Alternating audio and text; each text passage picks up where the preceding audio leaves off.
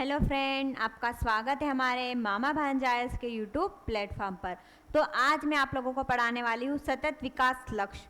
आज क्या पढ़ाने वाली हूँ? सतत विकास लक्ष्य अर्थात सस्टेनेबल डेवलपमेंट गोल्स।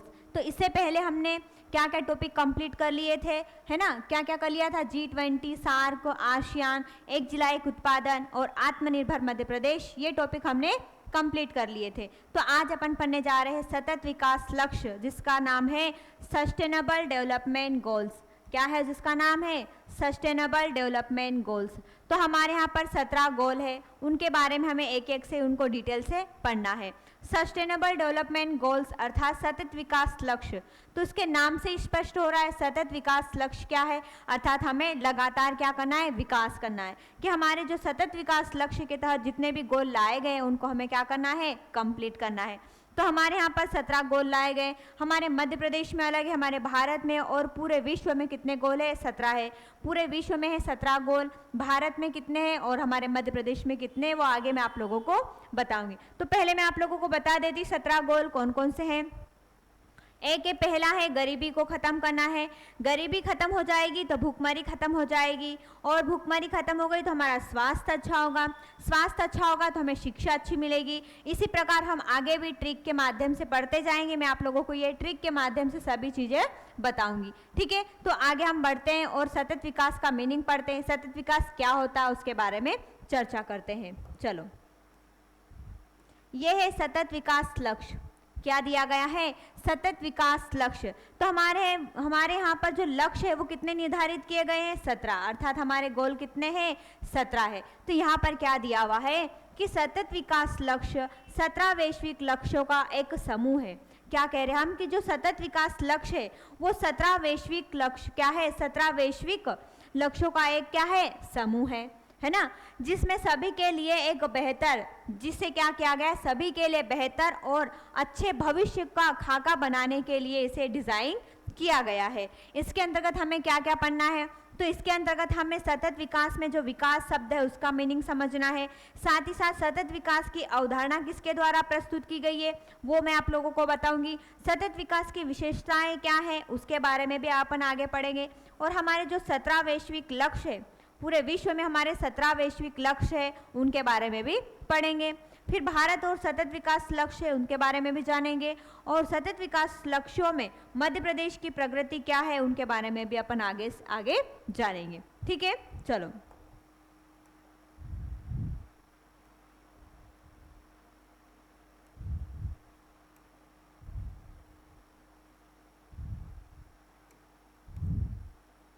चलो अब है विकास का मीनिंग समझते हैं। अब क्या है? हम विकास का मतलब, सतत विकास में हमने जो विकास दिया है, विकास का मीनिंग क्या होता है उसके बारे में जानते हैं। विकास का सामान्य अर्थ होता है परिवर्तन। क्या करना है कि हमें जो जितने भी हमारे 17 गोल है ना, उन्हें कंप्लीट करना है। मतलब हमारे सतत विकास के लक्ष्य 17 गोल है, उन्हें हमें कंप्लीट करना है। अर्थात विकास का मतलब होता है परिवर्तन। यहाँ पर सतत विकास में विकास का मतलब होता है परिवर्तन, परंतु हम परिवर्तन भी किस प्रकार से करेंगे? सकारात्मक परिवर्तन होना चाहिए, अर्थात पॉजिटिव परिवर्तन होना चाहिए। यदि हम परिवर्तन कुछ कर रहे तो वो कैसा होना चाहिए? सकारात्मक, पॉजिटिव होना चाहिए। तो क्या है कि विकास का सामान्य अर्थ होता है परिवर्तन। परिवर्तन भी किस प्रकार से होना चाहिए? तो सकारात्मक परिवर्तन होना चाहिए। साथ ही साथ यह परिवर्तन भौतिक रूप से, आर्थिक रूप से, सामाजिक रूप से और नैतिक रूप से किसी भी प्रकार से हो सकता है। यदि हम परिवर्तन कर रहे हैं, सतत विकास में हम विकास कर रहे, विकास का मतलब होता है परिवर्तन। परिवर्तन किस प्रकार से करेंगे? सकारात्मक। किस रूप में करेंगे? तो वो भौतिक रूप से भी हो सकता है, आर्थिक रूप से भी हो सकता है, सामाजिक रूप से भी और नैतिक रूप से भी, अर्थात किसी भी रूप में हमारा जो परिवर्तन हो सकता है। इससे हमारे जीवन स्तर में, यदि हम परिवर्तन करेंगे तो हमारे जीवन स्तर में समृद्धि आती है ना? ये हम परिवर्तन करेंगे तो हमारे जीवन स्तर में समृद्धि आएगी। और दूसरे शब्दों में कहे तो क्या कहेंगे? निरंतर उन्नति की ओर अग्रसर होना ही क्या कहलाता है? विकास कहलाता है। आया समझ में? क्या कह रहा कि विकास का सामान्य अर्थ होता है परिवर्तन। परिवर्तन भी किस प्रकार से होना चाहिए? तो क्या कहोगे आप? सकारात्मक परिवर्तन होना चाहिए। और ये रूप कौन से रूप में होना चाहिए? मतलब इसके कितने रूप देखने को मिल सकते हैं? तो आप भौतिक रूप से भी कर सकते हैं, आर्थिक रूप से भी, सामाजिक रूप से भी और नैतिक रूप से भी, अर्थात किसी भी रूप में आप परिवर्तन कर सकते हो, परंतु वो कैसा होना चाहिए? सकारात्मक होना चाहिए। चलो, और जिससे हमारे जीवन स्तर में क्या आती है? समृद्धि आती। हमारा जीवन स्तर ऊंचा होता है, हमारा जीवन स्तर अच्छा होता है ना। अर्थात निरंतर उन्नति की ओर, अर्थात निरंतर हम क्या है? निरंतर उन्नति की ओर अग्रसर होना ही क्या कहलाता है? परिवर्तन कहलाता या फिर विकास कहलाता है। आया समझ में? विकास का मतलब समझ में आ गया है। चलो आगे बढ़ते हैं फिर। अब पढ़ते हैं सतत विकास की अवधारणा। मैंने आप लोगों को पॉइंट बताए थे कि हमें क्या क्या पढ़ना है। पहले सतत विकास पढ़ना है, सतत विकास की अवधारणा जानना है, ठीक है। तो अब सतत विकास की परिभाषा क्या है? हम कर रहे हैं सतत विकास, अर्थात लगातार विकास करते आ रहे हैं हम, तब उसकी परिभाषा क्या है वो जानते हैं। तो इसकी परिभाषा है कि वर्तमान की आवश्यकताओं को ध्यान में रखते हुए, साथ ही साथ भविष्य की आवश्यकताओं को ध्यान में रखते हुए जो विकास करेंगे उसे हम क्या कहेंगे? सतत विकास कहेंगे। क्या कहा गया? यदि हमें विकास करना है, भौतिक रूप से करें, आर्थिक रूप से करें, सामाजिक रूप से करें या नैतिक रूप से करें, यदि हम विकास कर रहे हैं तो क्या करना? हमें वर्तमान की आवश्यकताएं भी देखनी चाहिए, है ना। वर्तमान की जो हमारी आवश्यकता उनको भी देखना चाहिए, साथ ही साथ हमारी भविष्य में क्या क्या कौन कौन सी आवश्यकता हमें पड़ेगी उनकी भी, वो चीज़ें भी हमें देखते हुए जो विकास करेंगे उसे सतत विकास कहेंगे। मान लेते हैं हम क्या करें? भौतिक रूप से विकास करें, मतलब जैसे उद्योगों का निर्माण कर रहे, बड़ी बड़ी कंपनियों का निर्माण कर रहे, और हम क्या करें? वो निर्माण करने के लिए ही हम क्या करें? जंगलों को काट रहे, वहाँ के जो जीव जंतु है वो मतलब मर रहे हैं, उनसे पेड़ पौधे उनको काट रहे हैं, क्योंकि हमारा विकास कर रहे हैं। हम क्या करें? आर्थिक विकास करते जा रहे हैं, बड़ी बड़ी कंपनियों का निर्माण। तो क्या कह रहे हैं इसमें कि हमें विकास तो करना है, परंतु सभी चीज़ों को देख कर करना है, कि ऐसा ना हो कि भविष्य के लिए, मतलब कि पेड़ पौधे काट रहे अपन, है ना, जंगल उनको काट रहे, तो ऐसा ना हो कि भविष्य में जो आने वाली पीढ़ी है उनको ऑक्सीजन ही ना मिले पेड़ पौधे काट के। तो क्या करना है? हमें विकास तो करना है, परंतु सकारात्मक करना है। विकास यदि करेंगे हम तो अच्छा विकास करेंगे। जैसे मान लेते कि हमें वर्तमान की आवश्यकता हो रही है, उन चीज़ों की भी हम पूर्ति तो करेंगे, साथ ही साथ भविष्य के लिए भी उन चीज़ों को रखेंगे। जैसे मान लेते हैं अपन, जल हो गया, पेट्रोल हो गया, डीजल हो गया, ये सभी चीज़ें, तो हमको इनका इस प्रकार से, अर्थात उनका हमें सदुपयोग करना है। जैसे मान लेते हैं हम क्या करें? पानी का दुरुपयोग करते जा रहे हैं और पानी पूरे हमारी पृथ्वी पर पानी खत्म हो गया, तो जो आने वाली पीढ़ी है उनको पानी ही नहीं मिलेगा। और पेड़ पौधे काट रहे तो आने वाली पीढ़ी है उनको ऑक्सीजन नहीं मिलेगा। तो क्या करना है? वर्तमान में शायद, हाँ पता है हमको कि वर्तमान में इन चीज़ों की हमें आवश्यकता है, परंतु किस प्रकार से करना चाहिए? उनका सदुपयोग करना चाहिए, ना कि दुरुपयोग करना चाहिए। तो इसमें इसकी परिभाषा में ही कहा गया है कि वर्तमान की आवश्यकताओं को ध्यान में रखते हुए, अर्थात हम वर्तमान की आवश्यकताएं तो पूरी करते हैं, साथ ही साथ हमें भविष्य के लिए भी उन चीज़ों को रखना चाहिए। तो इसमें कहा गया कि वर्तमान की आवश्यकताओं को ध्यान में रखते हुए, साथ ही भविष्य की आवश्यकताओं को ध्यान में रखते हुए जो हम विकास करेंगे उसे ही हम क्या कहेंगे? सतत विकास कहेंगे। मान लेते हैं हमारे पास क्या है, यदि हम क्या है, गरीब व्यक्ति है, गरीब व्यक्ति के पास यदि हमने क्या दे दिया, या फिर उसको 1 करोड़, मान लेते उसको 1 करोड़ मिला है, उसको क्या 1 करोड़ पैसे मिले हैं 1 करोड़ तक, तो वो क्या करेगा? यदि वो पढ़ा लिखा होगा, क्या करेगा? वो पढ़ा लिखा होगा या फिर अनपढ़ होगा, तो क्या करते? एक पढ़ा लिखा अर्थात शिक्षित होगा, शिक्षित व्यक्ति होगा तो वो क्या करेगा? इन 1 करोड़ का उपयोग कैसे करेगा? वो यदि वो शिक्षित होगा, तो वो क्या करेगा कि अभी जो वर्तमान में मुझे जो आवश्यक है वो चीज़ें मैं खरीद लेता हूँ, बाकी मैं बैंक में जमा कर देता हूँ, या फिर इस प्रकार से चीज़ें खरीद लेता हूँ कि वो भविष्य में को वापस आवश्यकता पड़े तो वो चीज़ों की पूर्ति करा सकते हैं। मान लेते उसने 1 करोड़ किया, उसमें से 1 करोड़ में से आधे पैसे उसने क्या कर दिया? आधे पैसे की क्या कर दिया? उसने खर्च कर दिए, और आधे क्या करा? उसने संभाल कर रखे। क्यों ना ऐसा ना हो कि भविष्य में जब उसको आवश्यकता होगी तो उसके पास वो पैसे नहीं होंगे।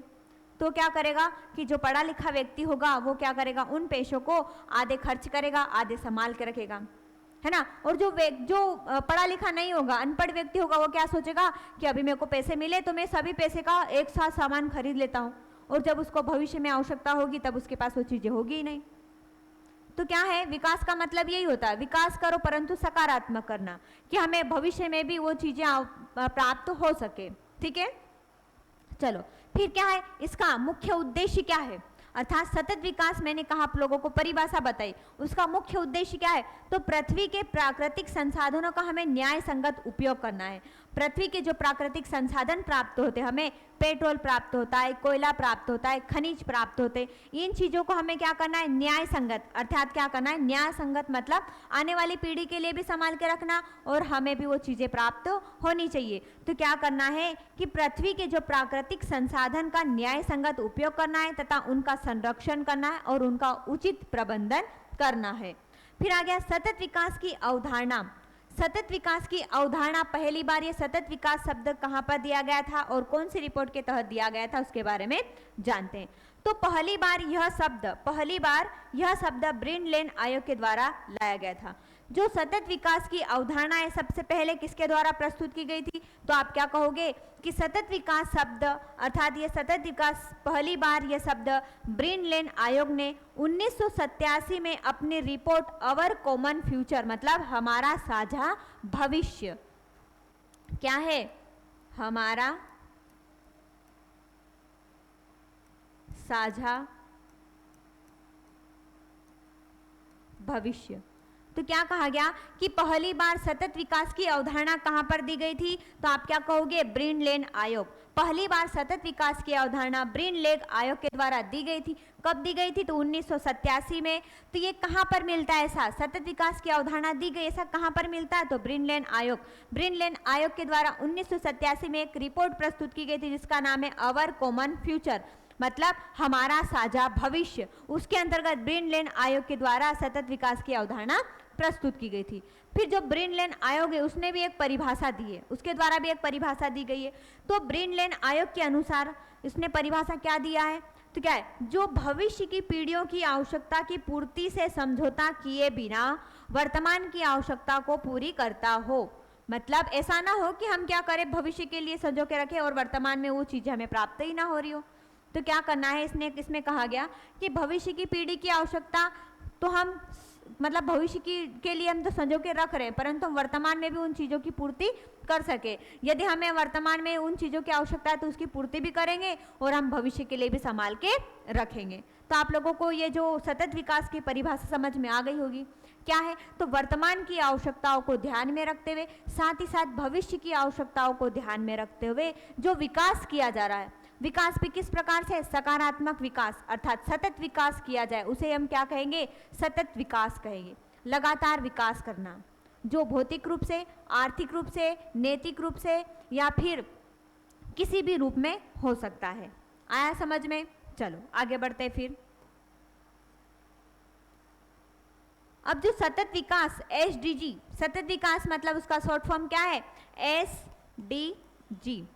तो इसको जो सतत विकास है उसको किसके द्वारा लागू किया जाता है, सतत विकास लक्ष्य किसके द्वारा लागू किया जाता है, तो आप क्या कहोगे, वर्ष 2015 में संयुक्त राष्ट्र महासभा की 70वीं बैठक में 2030 तक सतत हेतु एजेंडा तैयार किया गया। मतलब जो हमने 17 गोल निर्धारित किए गए थे, हमारे 17 लक्ष्य है, उन्हें हमें 2030 तक क्या करना है, कंप्लीट करना है। तो इसमें दिया गया वर्ष 2015 में संयुक्त राष्ट्र महासभा अर्थात UNDP, अब ये united nation development programme, UNDP का फुल नेम क्या है, यूनाइटेड नेशन डेवलपमेंट प्रोग्राम अर्थात संयुक्त राष्ट्र महासभा। तो जो SDG है अर्थात सतत विकास लक्ष्य, उसको प्रारंभ अर्थात उसको लागू कौन करता है, तो याद रखना UNDP के द्वारा सतत विकास लक्ष्य की अवधारणा अर्थात जो लागू करने का कार्य कौन करता है, UNDP करता है। कब किया था इन्होंने, 2015 में। तो वर्ष 2015 में संयुक्त राष्ट्र महासभा की कौन सी बैठक, 70वीं बैठक। तो संयुक्त राष्ट्र महासभा अर्थात UNDP की 70वीं बैठक में इन्होंने 17 लक्ष्य निर्धारित किए थे जो कि 2030 तक हमें क्या करना है, कंप्लीट करना है।